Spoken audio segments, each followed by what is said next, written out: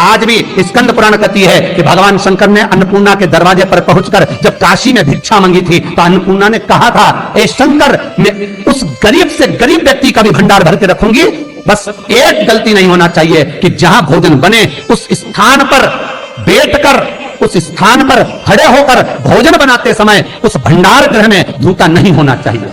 तो मैं भर दूंगी भंडार। जिस प्लेटफॉर्म पर खड़े होकर माताएं भोजन बनाती, सब्जी बगाड़ती, वहीं पे हाथ में लेके चख लेते।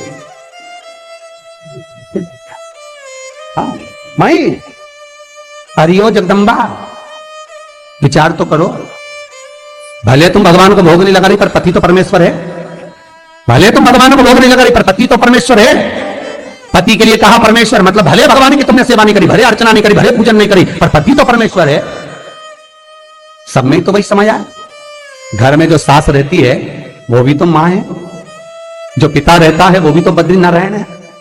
मारा फिर क्यों लिया चक? तुम चक कर भी बनाना तो भी तुम्हारे घर में स्वाद नहीं रहेगा।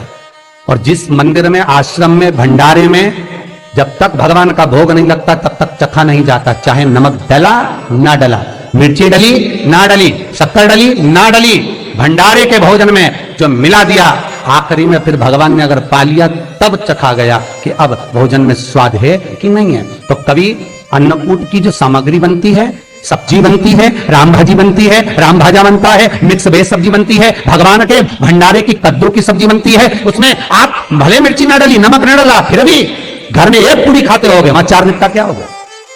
क्यों? क्योंकि वहां अन्नपूर्णा स्वयं देने के लिए तैयार खड़ी है। और हमारे घर में तुम चक के बना रही, बेटे को दूध भी दे रही तो बोतल में से 2 बूंद टपका के पहले चख ले रही। था बाहर चले जाओ, बाहर चख सकते हो, बाहर जाकर पाओ, फिर बच्चे के लिए दूध में शक्कर मिला लो। और चाय बनाते हुए गैस के ऊपर चाय रखी है, मई उकल रही, मई से चाय की चन्नी से लेके फिर चख लिया। कैसे आए रे अन्नपूर्णा, ये तो बताओ। लोग कहते हैं हमारे घर में सारा सुख है गुरुजी, पर शांति नहीं है। हमारे शांति ना जाने चली गई क्योंकि किचन में किचकिच भरा गई। शांति कहां से होगी? वहां इतना किचकिच भरा हुआ है, प्रेम, करुणा, वात्सल्यता, स्नेह, समर्पण समाप्त हो गया।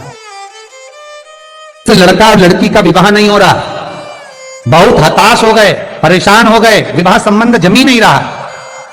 किसी भी बुधवार के दिन तांबे के कलश में चने की दाल को भर लीजिए, किसी भी बुधवार, और तांबे के कलश में चने की दाल को भर लो, उसमें 2 गोल सुपारी रख लो, पूजन वाली सुपारी रखकर 2 सिक्के उसमें रख लो, पीले कपड़े से मुख बांध दो, उसका पूजन करो बुधवार के दिन भी, और गुरुवार के दिन उसका पूजन स्नान करने के बाद करना। पर घर में किसी से बात मत करना, मुख से शब्द मत, मुख झूठा मत करना।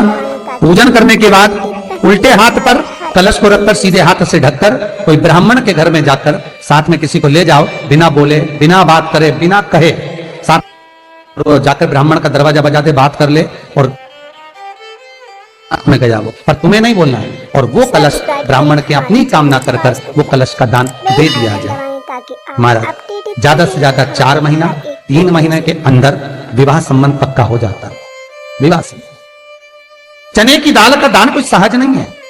जिस नारी का रजोधर्म के अंतर्गत नारी को जो परेशानियां होती हैं, कोई के 8 दिन पहले, 4 दिन पहले, 3 दिन पहले कहीं ना कहीं रजोधर्म के अंतर्गत जो बीमारियां होती हैं, उसके लिए महाराज 7 चने की दाल के दाने तुलसी महारानी के सामने कटोरी में रखकर तुलसी के 3 पत्ते उसमें डालकर अपनी मनोकामना कर कर तुलसी में 3 बार जल छोड़कर वो तुलसी और वो चने की दाल ले जाएं और उसको धीरे धीरे कर कर एक एक कर कर सुबह शाम दोपहर में उसको खा लीजिए। रजो धर्म से जुड़ी हुई परेशानी समाप्त। कुछ सहज नहीं है महाराज। चने की दाल को स्वर्ण दान का भी भाव कहा गया। हमारे हिंदू धर्म में चने की दाल को स्वर्ण दान भी करते हैं। जो व्यक्ति स्वर्ण दान नहीं कर पाता वो चने की दाल का दान कर देता है, तो स्वर्ण दान के बराबर मान्य महाराज।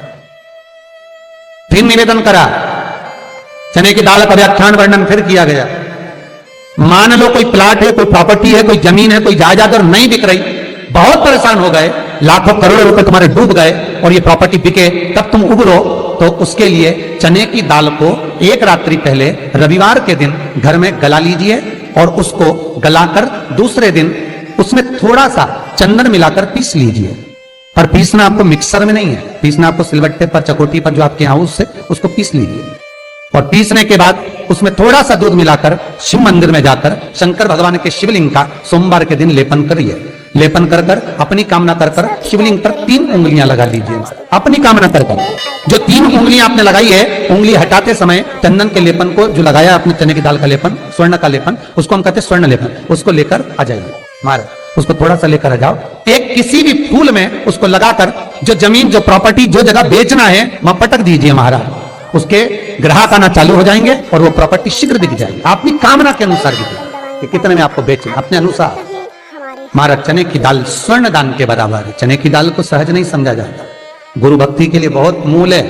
माताएं कई बार पीले गुरुवार करती हैं या केले के पेड़ के नीचे पूजन करती है तो चने दाल समर्पित करती है। क्यों करती है? उसका भाव है स्वर्ण दान के बराबर, वांछित फल की प्राप्ति के लिए, मनोकामना के लिए। जिस जमीन में फसल कम होती हो, जिस जमीन में प्रॉपर्टी के अंतर्गत कहीं लाभ नहीं मिल रहा हो, जो कई लोग जमीन की दलाली का काम करते हैं ना, जमीन बेचवाते हैं, खरीदवाते हैं और कोई लाभ ही नहीं मिल रहा, कई दिनों निकाल दिए, साल निकाल दिए, कोई लाभ नहीं हुआ, तो निवेदन है शंकर भगवान के मंदिर में शिवलिंग पर 108 चने की दाल समर्पित करो। उस 108 चने की दाल को प्रदोष के दिन शाम के समय समर्पित कर कर उस दाल को उठाकर लिया, जेब में पीले रुमाल के साथ उसको बांध कर रख लो। किसी प्रॉपर्टी का सौदा कराने जाओ, उसको पटक कर लेकर जाओ, आपके लाभ होना चालू, सौदे होना चालू, आपको कमीशन मिलना चालू। करना आपको है।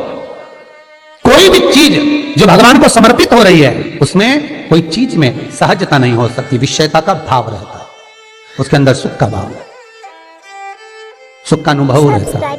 महाराज ये भी जाने दो, एक और सरल भाषा में जाने। आपका बहुत तेज सिर दर्द हो रहा हो, बहुत तेज हो रहा हो और लग रहा है कि आज तो बहुत तेज सिर दर्द हो रहा है, ये प्रैक्टिकल तो आप तुरंत कर सकते हो ना, घर पर कभी भी कर सकते हो। बहुत सिर दर्द हो रहा है, 7 चने की दाल के दाने लेना 7, और आपके घर में ही कोई शंकर जी का शिवलिंग हो, उस पर एक एक कर कर श्री शिवाय नमस्तुभ्यम कहकर चढ़ा दो। 2 मिनट तक शंकर के शिवलिंग को देखना, बिल्कुल दोनों आंखों से, बिल्कुल देखना अच्छे से, और उस चने की दाल को उठा लाना और एक एक कर कर खाकर आधा गिलास पानी पीकर थोड़ी देर बैठ जाना। टेबलेट खाने की जरूरत नहीं पड़ेगी, ये पक्का है, सिर दर्द बंद हो जाएगा, टेबलेट से मुक्ति। विश्वास होना चाहिए। फिर निवेदन करूंगा, विश्वास का पहला शब्द है विष और दूसरा शब्द है आस। तो विष को त्याग कर आस लगाकर शिव के चरणारविंद में, भगवान के चरणों में बैठिए। सब्सक्राइब करें हमारा चैनल, पास दिखाएं बेल आइकन। चने की दाल श्री हनुमान जी महाराज को भी स्मरण कराती है। महाराज को भी चने की दाल चढ़ती है, चने की दाल का लड्डू चढ़ता है।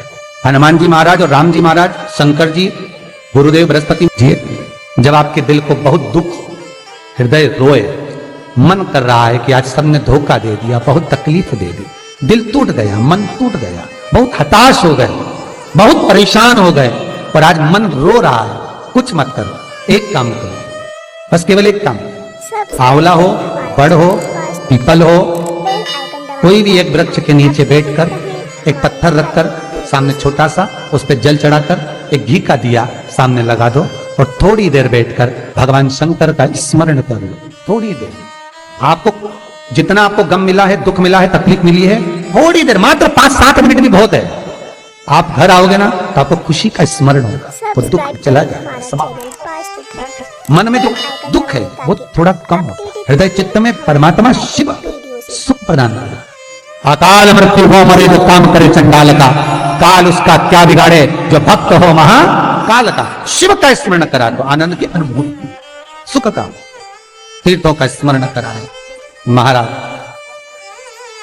नित्य स्मरण भावों में भगवत चर्चा का। कई लोग कहते हैं मंदिर जाते हैं हमारा काम नहीं होता, हम बहुत समय से अगरबत्ती लगा रहे हैं हमारा काम नहीं हुआ, हम दिया लगाते हैं हमारा काम नहीं हुआ, हमने उपास करा हमारा काम नहीं हुआ, हमने चतुर्थी करी, पंचमी करी, हमारा काम नहीं हुआ। हमारा निवेदन है उसका दरबार मत छोड़ो, कभी तो सुनेगा, कभी तो सुनेगा। तेरे मंदिर में आना मेरा काम है और मेरी बिगड़ी बनाना तेरा काम, सुनेगा। जाओ, पहुंचो, निवेदन करो। भगवान की केवल दृष्टि ही पड़ गई तो अपनी तो सृष्टि ही नहीं समझ ली। किसी गुरु के दरवाजे पर जाकर कुछ पूछना नहीं अपन को, गुरु की केवल दृष्टि पड़ गई ना, हो गया काम। बस गुरु जी दिख गए, गुरु जी की दृष्टि पड़ गई, भगवान का दर्शन हो गया, दृष्टि पड़ गई बहुत, माता पिता की दृष्टि पड़ गई बहुत, घर के बुजुर्गों की दृष्टि पड़ गई बहुत, उसमें अपना काम हो गया। अपने को नहीं पूछना कि क्या मिला क्या नहीं, वो दे देगा। हमारी हर एक वीडियो तेरे दरबार की बाबा निराली शान देखी है, तेरे दरबार की बाबा निराली शान देखी है। सब्सक्राइब करें हमारा तुझे देते नहीं देखा पर झोली भरी देखी है। वो कब क्या दे देगा आपको मालूम नहीं पड़ पाएगा, आपको ध्यान नहीं आ पाएगा। कब दे देगा, कैसे दे देगा, कुछ भी। श्री शिवाय नमस्तुभ्यं, श्री शिवाय नमस्तुभ्यं, श्री शिवाय नमस्तुभ्यं।